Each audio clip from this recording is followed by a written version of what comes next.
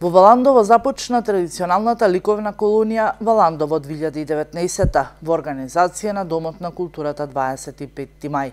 Колонијата во општина Валандово се организира по 24 пат, започнувајќи од 1996 година и има меѓународен карактер.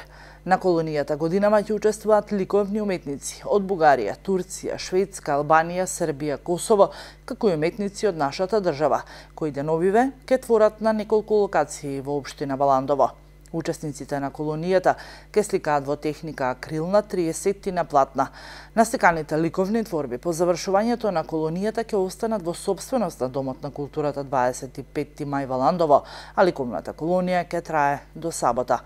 Во текот пак на утрешниот работен ден, градоначалникот на општина Валандово Перо Костадинов ќе организира прием за 14 ликовни уметници кои годинама учествуваат на колонијата во Валандово, со цел да им посака успешни креативни денови во Валандово и да изрази благодарност за нивното учество.